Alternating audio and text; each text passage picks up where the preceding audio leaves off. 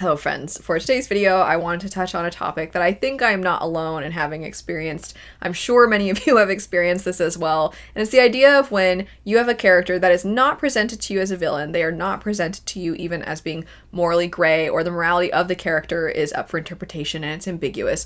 Rather, they are presented as your protagonist who is bordering on, at the very least, some kind of hero archetype. Maybe you're looking at somebody, it's a hero's journey sort of setup, and you so actively despise the character that it either ruins the reading experience for you, you end up DNFing the book, or you just root against them. You might even wish that they would die. So I thought we would talk about that today. I do want to say this is sort of a companion video of sorts to something I did recently where I was looking at the concept of the flawed character and why I feel like there are times where they are so exceptionally well done that you find yourself wanting to root for them, you find yourself wanting to understand where they're coming from, even though a lot of what they're doing or a lot of what they're feeling and saying goes very much against things that you personally hold to, but you understand why they're products of their societies.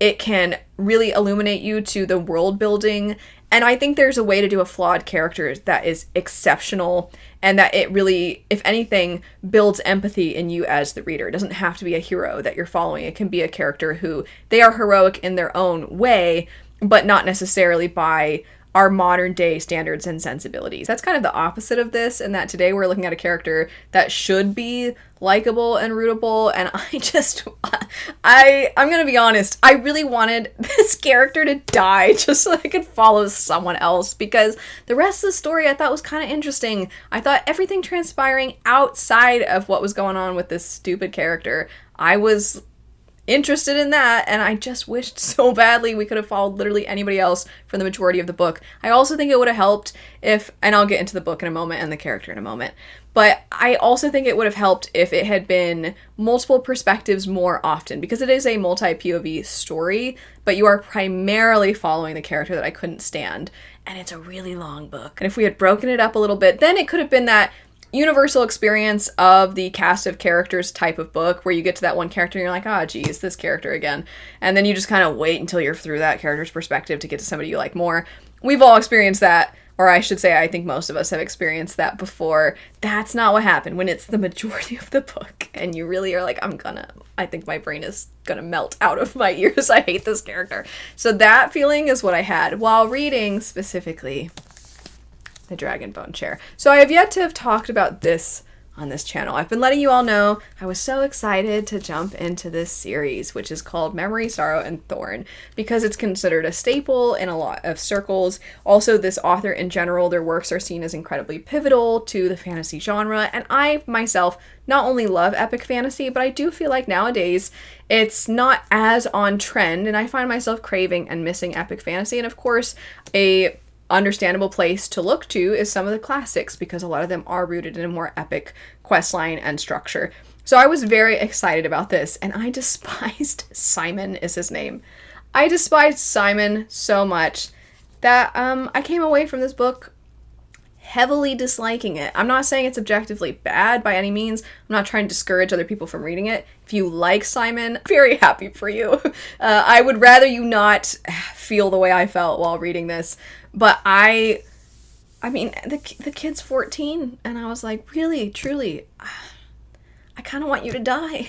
You're fictional, you're not real. I would never wish that upon a real person, of course, but I don't know the last time I've been so annoyed by somebody, and I don't think I just want to get into it. I want to get into why this character irked me so much, and not in a way that I found to be someone like Jazelle from First Law. Someone like Jazelle from First Law is so obnoxious, but there is the kind of framing of the character that I think influences how you view them within the context of the story. So I am going to kind of juxtapose this against that particular character, and you don't have to have read First Law to follow along with this. I will say, though, I'm going to reference some very specific scenes in this book that if you haven't read this, then maybe you wouldn't want those things spoiled for you. I don't think that they're huge impacts to the rest of the story. However, of course, I just want to throw that out there that perhaps if you don't want anything spoiled for you for the Dragon Bone Chair. I want to start by talking about the character of Jazelle from First Law. Just to be clear, also, I am not, just because I'm a fan of Abercrombie, I'm not trying to say Abercrombie always does everything perfectly by any means. There are certainly very understandable criticisms, and I would also understand if somebody hated some of his characters so much that they didn't want to keep going. But the reason that I feel like Jazelle, despite being very unlikable, or at least in my opinion, despite being very unlikable, I think that Joe Abercrombie has a way of certainly looking at society as it is. You see time and time again how the world impacts the way the characters are, how their trauma impacts them, and I feel like a lot of what transpires in those stories feels very rooted in reality and the bleaker sides of our existence. It's actually examining how do we get people to a point where they are okay with what's happening, or how can people in positions of power actually be entirely helpless despite the fact that from the bottom looking up you think, why can't they do anything? And then you examine that, and then when you have characters that are at the top, they look at characters at the bottom, they're like, look at all these people just doing whatever every single day, none of them have any agency and they don't make any decisions for themselves.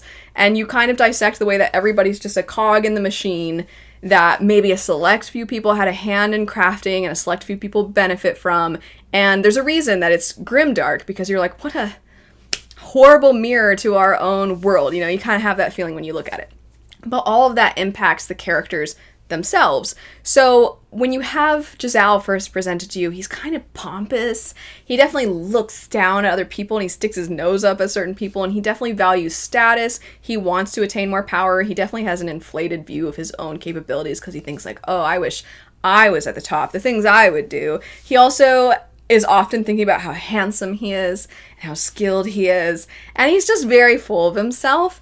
And the story is written borderline at times somewhat satirical. Not entirely because of the fact that it is very, very realistic, but at the same time there is this hint of mockery towards the very characters that you're reading about. Even when you relate to them, or even when you relate to the idea of having to interact with somebody like that, there is still this kind of nudging feeling of the narrator basically being like, hey, yeah, isn't this guy an idiot? You have that feeling while you're reading it. And maybe it takes some time to develop that, and maybe not everybody agrees, maybe not everybody feels like that. But I by no means read those works and think, this character is meant, in the case of Jazelle. Glocta is different. But in the case of Jazelle, this is a character that I don't read about and think like, yes, I too think I'm so attractive, and I too think like, if only I had this, that, and the other thing, and people that are in this position, they suck. Like, I don't have that mentality. I look at that character and I'm like, you are a product of your society. You're also such a loser. You're such a loser. And then over time, you kind of start to feel for them a little bit. Sometimes just a little bit. You're like, oh, now I feel kind of bad for them, despite the fact that they're an idiot.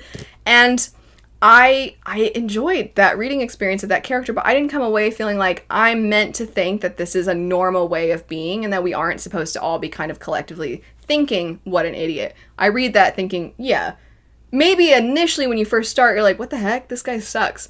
And the more you read, you're like, oh yeah, they know. The Abercrombie is writing him in a way where it's like, yeah, we know he sucks. He's so dumb. So I find that engaging. Doesn't always work. Sometimes you're like, I just find them dumb, or I just find them annoying, and I don't necessarily feel like the execution of the thematic elements is really worth the annoying factor of following this character for pages and pages. There are times where it works, there's times where it doesn't work, but that is very different from what I'm going to describe for my personal way of resonating with a story and its characters from Simon within, as I stated, the Dragonbone chair. Simon is 14, and I understand that young people have a lot of big emotions, as do people at all ages. That's the thing I push back against sometimes. I'm like, have you ever been stuck in traffic? But anyway, so I do think that there's something to, when you're younger, you're experiencing you're so new to the world, and there's so much that's happening, and you don't have anything to pull from the bank. You don't have I know everything's going to be okay. I know I feel this way right now, but I know I'm going to calm down. You don't have those things to kind of self-soothe because you've never had to process everything that you're currently experiencing. The world is being finally opened up to you in a way that it wasn't when you were younger. There's a lot to be very understanding of why young characters might behave in ways that can be frustrating. I think an example is something like the Doll Makers. That character is very frustrating. You just want to shake her and be like, come on, listen to the people around you. I think there's something very true of characters in settings where they are very young, they're trying to find their place in the world, and perhaps at times they can be a little frustrating. I'm very understanding of that. And also the adult characters in this are also very understanding of that. They're very kind to this character. It is also a more medieval inspired fantasy story, and I think I want to allow for expectations perhaps that I've placed on this that it didn't have, and maybe it's my own fault for being like, I think this is how it should be, even though it's written this way. What I mean by this is when we have worlds that are meant to be much more difficult just to function on a day-to-day basis because we don't have the everyday luxuries that we have in more modern society or that we have in other sorts of fantasy worlds. In a world like this, I think my expectation is if you are going to have the backdrop of a medieval-esque fantasy world, and as an example, something like sexism, it's kind of expected. We don't even need to explain it. It's just kind of like, well, yeah, because that's what medieval worlds were like. So I don't need to explain why the world is sexist because it's already established this is kind of a medieval setting. So if I'm going to buy into that, I also then have the expectation, because I think that's true of the Dragonbone Chair, even in their lore, there's kind of aspects to it that is obviously more male-centered. So if I'm going to buy into this idea of I'm just going to adopt this is medieval fantasy layout, I also expect a 14-year-old to not be so pampered. That's how I'll say it. So pampered, because I feel like the idea is that life is tough and a lot of people don't even live very long. And I find that other stories like Bloodsong, for example, by Anthony Ryan, is a story where you're watching a young man grow up. And yes, there are times where they are very much behaving their age. But again, the society and the time period that it's somewhat rooted in, or at least what you've shown me of the world, I expect to impact the characters and play a role. So when I hear 14, if I hear 14 modern day America, that 14-year-old for me is probably going to feel a little bit different than a 14-year-old in this medieval-esque fantasy world that is somewhat European in nature. In the same way, if I hear, because I was tying in the example of something like sexism within a fantasy world that's rooted in this time period, if I hear modern day, we're trying to establish equality for the genders. If I see that and it's a more modern setting, I expect that to look different than what characters might be striving for in the medieval setting. So I do feel like your setting impacts. And that's not to say that people throughout time haven't experienced similar things at different phases in their lives. I think people are more, of course, united than maybe they imagine. However, I do feel like our societies impact us, and I feel like the challenges of the world and the setting impact us. So when he is acting the way he's acting, I am just like, oh my gosh, they're so bratty. They are so bratty, and they are not some rich prince character. They're not somebody who has really or should have the luxury of being this big of a brat. They've also not had the behavior that they're showcasing at times modeled to them. So then I'm just like, so you're just inherently annoying. And I'm going to read some excerpts of the book that provide examples of what I'm describing. So early on, the character, he has chores that he's meant to fulfill because he is an orphan who's been raised by this woman who is in charge of a lot of the maids and cooks and other such things for this castle. So this woman has raised him and she tries to get him to help out and be a helping hand in general. And he's always off doing his thing and just daydreaming all the time, which is not an exaggeration. He just like wanders off and is like imagining fighting bad guys. And again, he's 14. If you told me this kid was 7 or 8, I'd be like, oh, okay. He's 14. But anyway, so he just imagines fighting bad guys. And then she gets so frustrated because she has so much to do, and if any of the maids aren't feeling well, then she tries to give them a day off because she figures if I force them to work while they're sick, then they're not going to get better as quickly, and it's going to make for more work in the long run. So I'm going to let them rest now, but that means I have to pick up the slack. And she's an old lady, so she's having to work so hard, and these girls are having to work so hard. And then here's Simon just off being like, I'm gonna be a hero. So I'm already kind of irritated with him, but I'm like, he's dreaming of bigger and grander things, and that's understandable. So I'm like giving him certainly some slack at the beginning of the story, although I do feel kind of bad for the old lady. But I'm like, okay, I get it. He wants something bigger than this like helping around at this castle. I can understand that, of course. And then he's so frustrated, and the woman that is looking after him, she's at her wit's end. She's like, I don't know what to do with him. So there's this, what I'm gonna call like castle wizard type character who's like, how about he becomes my apprentice, is essentially the situation. And Rachel is the lady's name. She's like, okay. Like, she just kind of finally is like, sigh, go for it. Let's see if you can make more of an impact on this kid. And the kid initially is like, yay, something different. And I want to hear about stories. You're going to tell me stories, right? And the wizard type character, his name is Morain. He's like, yeah, let me tell you stories. So he's telling him stories, and Simon's all wowed by these stories.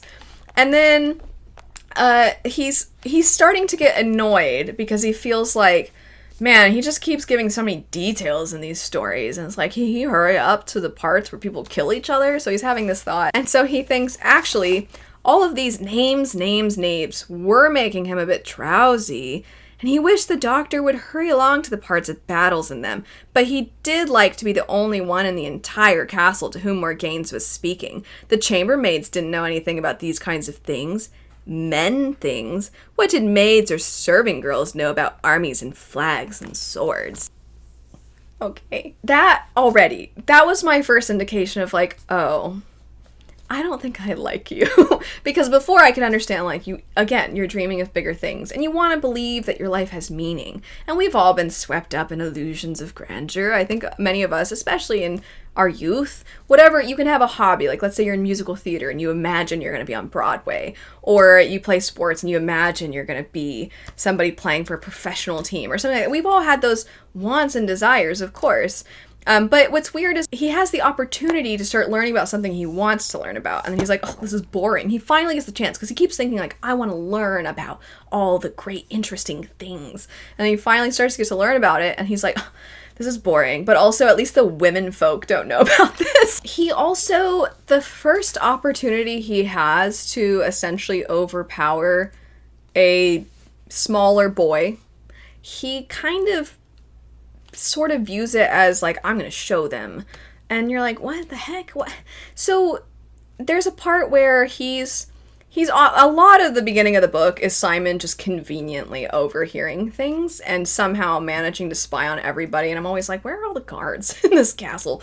But anyway, so a lot of the plot progresses because he hears stuff. And the moment earlier happened where he overheard something and he saw this, what he thinks like, oh, is that another boy watching? What's that kid doing over here? And he sees this and he doesn't have a chance to confront them. But then another time he's spying on some important people, or he's going into this area he's not supposed to be in, and he's looking around, sneaking around, and then he sees this kid again and he grabs him and he's like, I've got you. And so first off, he says, who are you? He snarled. You spy on people? And I'm just kind of like, you've been spying on people. And then he asks the person their name, and they say their name. And it says, the person who he's holding, it says, the youth turned away panting. Well, why are you following me? He gave a little shake to the youth's shoulder to remind him just who had captured whom. And I'm like, yeah, you're a bully. You're a bully. This kid's not doing anything. They're doing exactly what you're doing, which is sneaking around. And then suddenly you're like, who are you, you weirdo, spy on people, creep? And also, I'm bigger than you, and I'm going to make sure you know it. And then we are fast forwarding to over 100 pages into the book. At this point, we're close to 125 pages in the book. And Simon is talking to a girl his age who he likes to look at. Anyway, so he's talking to this girl, and at first he thinks, oh, her laugh is so delightful, and her smile, it's so dazzling, and he's so awed by this girl that he just thinks is so pretty and who he likes to watch as her hips sway. And you're like, okay. This girl is talking about this guard, and she's talking about this guard being handsome. So Simon says, a soldier, he said quietly. Is he a relative of yours? Because, of course, he's holding out hope that she's just being nice because they're related. And she giggled, and it says, a sound that Simon was beginning to find a little irritating. As soon as there's a chance that this girl exists outside of the realm of his lens, he suddenly is like, ugh, geez, well, that laugh I thought was amazing before, I'm now finding super irritating. So she says, a relative? No, I should say not, mooning around after me all the time. She giggled again. Simon liked it even less. Maybe you've seen him, she continued. He's a guard in the Eastern Barracks, big shoulders and a beard. She sketched in the air a man in whose shadow 2 Simons could comfortably have sat on a summer day, which is a really funny way to describe it. And it says, Simon's feelings were at war. And then Simon replies, soldiers are stupid. And mind you, early on in the book, he not only imagines himself as a great soldier, but he also is practicing being a soldier with other kids. And he's like, I can't wait till I'm a soldier.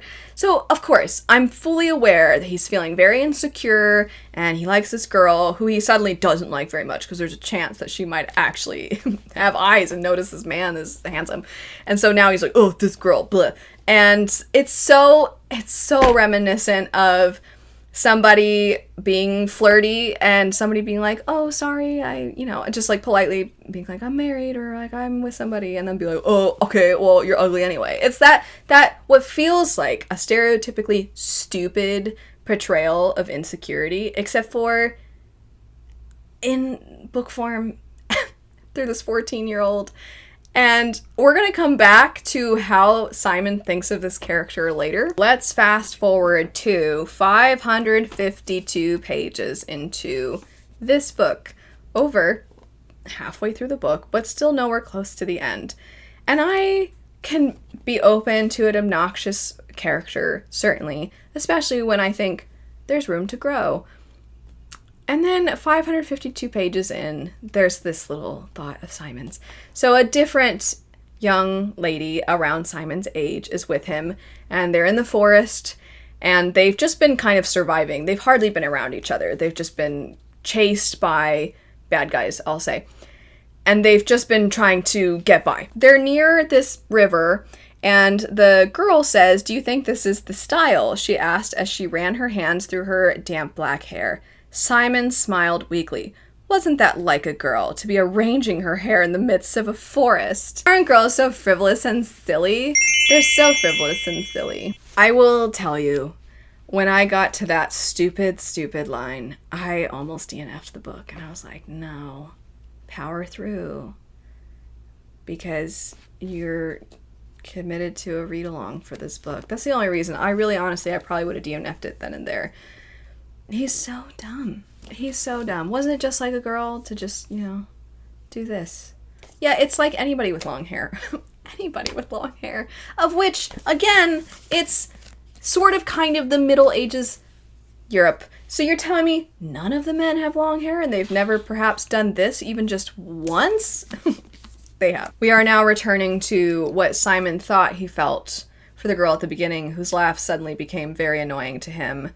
And also who he decided, even though he'd been wanting to be a soldier for years, that suddenly soldiers were stupid just because she noticed and thought another man who was a soldier was attractive. So, back to that. And also the silly girl who is messing with her hair in the forest. We're now comparing our thoughts about those two girls. The one has written him a letter saying, just kind of an update on things. It says, here are thanks for your bravery on our journey. May the good Lord always give you luck, friend. Okay, so they're just like, hey, thanks. And they've not known each other for very long. But he sees this and he's like, that's it? That's all they've written? He's all beside himself. And then he wonders, is this what it's like to be in love? And then because his frame of reference is this girl who he hardly knows, and the girl who he liked to look at from the beginning, we have this little reflection, you could say.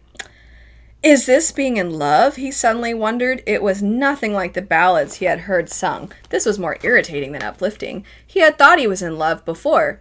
With the girl, I don't want to say her name. He had certainly thought about her a great deal, but it had mostly been about the way she looked. She walked. With this new girl, whose name I'm also omitting, he certainly remembered how she looked. But just as much, he wondered what she thought. So, love is when you wonder what somebody else thinks, besides just, of course, noticing that they're hot. But besides just noticing that they're hot, maybe also sometimes thinking, what do they think? And I'm like, that's just called human decency, to wonder what other people are thinking. That's being a good conversationalist. That's being polite. That's seeing other people as human beings with their own thoughts and feelings. The fact that you only think that you're in love with this person because you actually wonder what their opinion is so dumb. And this is now, I said before we were 500 something, this is nearly 600 pages into the book. Then Simon finds out that this other person has a very understandable secret that they had to keep, but he feels greatly betrayed, even though he doesn't really know them very much, but he feels deeply betrayed. How dare they with their treacherous secret that was really understandable and reasonable for them to have. So he's all upset, and he says they write letters to a fellow, lying letters. Mind you, the letter he's referring to is the one that's like, thanks for your bravery on the journey. Best of luck to you. So this other person who's drunk is like, yeah, they probably did all sorts of other stuff too. And then the other person who's drunk says they do write those letters. Sometimes they lie about you to the other ladies. Simon frowned, thinking about it. She had probably done just that, telling the others about the stupid scullion who had ridden with her on the journey. I'm trying to leave words out. It was probably a merry tale all through the Naglamund. And you're just like, oh my gosh, you're not that important to literally anybody, actually. You don't matter that much. It's like, but of course, let's be clear. He's a protagonist. So actually he does have to matter to everybody, including this girl, because he should be able to have a lady love, or at least the implication that this girl might fall in love with him simply for existing. Does he actually have to try? Not really. No, he just has to exist, stupidly, all the time. Moving away from that and just getting to Simon being up in arms about everything. So most of the book, Simon's like, nobody respects my opinion. Nobody asks what I want. What about what I want? And even when he gets what he wants, he's like, I don't like this. This is boring and stupid. I want something else. That is his character progression most of the story. But then sometimes if people are like, okay, so you don't want to be involved, we'll leave you out of this then he gets mad, really genuinely upset when he's not included. So much so that he decides that he needs to throw some rocks. So he's just throwing stones.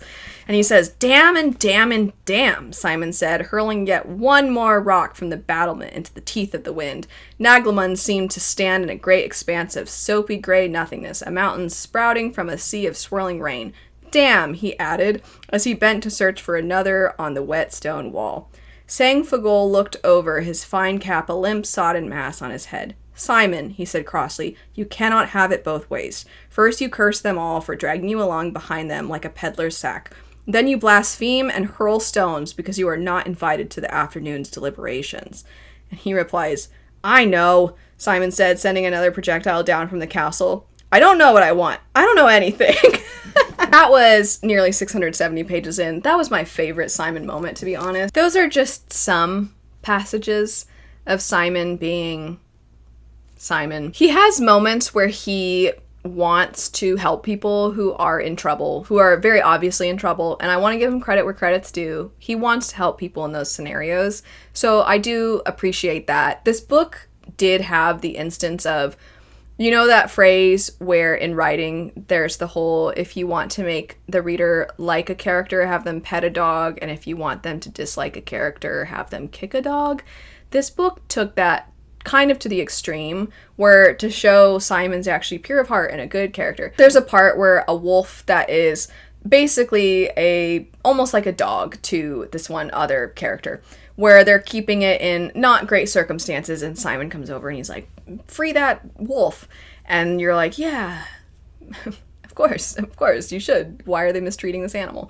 But earlier in the book, there is a villain character that just stomps a dog to death. So that to me is kind of the level of layers to villains and heroes. Simon's a hero because he's on the side of good, because of kind of just convenience, to be honest.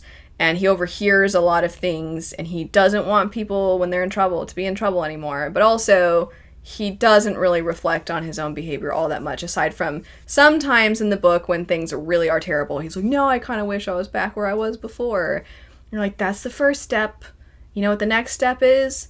Maybe I should have some appreciation for those around me, for the people that try to help me in the future. If I'm in a place of comfort and safety, I need to really appreciate that. I need to go out of my way for other people. That's the next step. Just reflecting on, like, this situation sucks more than the situation from earlier. If only I had known.